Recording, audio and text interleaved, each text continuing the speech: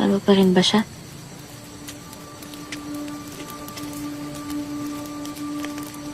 Well, I'm still fond of her.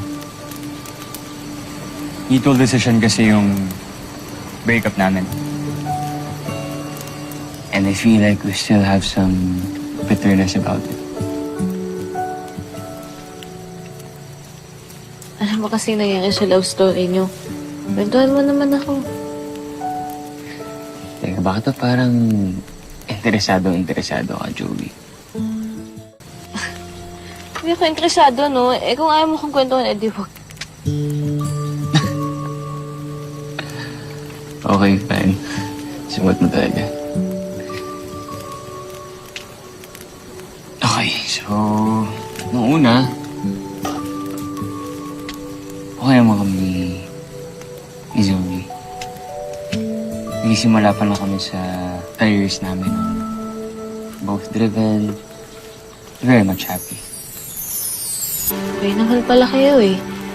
Eh, sayang naman yung love story niyo. I guess I'm part to blame. Kasi may pinromise ako sa kanya, pero hindi ko natapad. She got tired of waiting, I guess. Naalis ka, Zoe? Isn't it obvious, Andrew? I'm taking the job sa Balmora. Bakit? Andrew, pagod na ako maghintay sa'yo. Sorry, may kinailangan kasi akong gawin eh. I didn't mean today or last week. Mukha na akong tanga kakahintay sa'yo, hoping na mabigyan mo ko ng time. But since sumikat ka, naiwan mo na ako. I'm always alone. Hindi ko tinanggap yung job offer sa Balmora kasi gusto kitang makasama. Gusto kitang suportahan.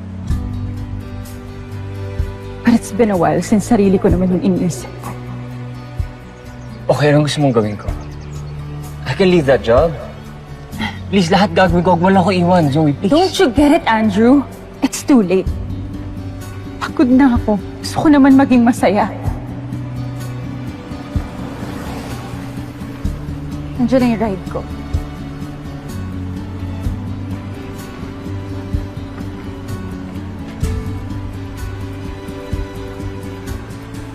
Ngayon, mas may time ka na para dyan sa trabaho. You have all the time.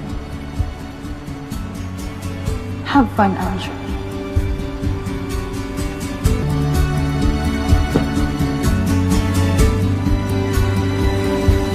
Kaya naman pala bitter yung ex mo eh. Ano nangyari pagtapos nun? Hindi mo siya inabol. Well, nag-reconnect kami paminsan. Social media, greetings, Christmas, New Year. Pero nandun na lang yan. Talaga? Oh.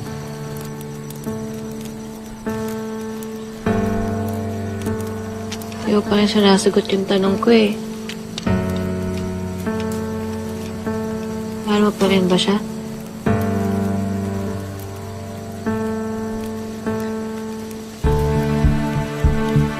If I say yes, nagsasalas ka ba?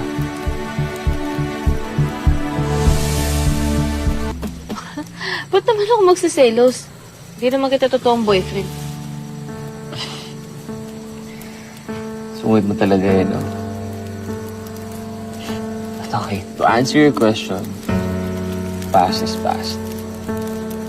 Nakamove on na ako. Actually, meron na akong ibang mahal. Sino?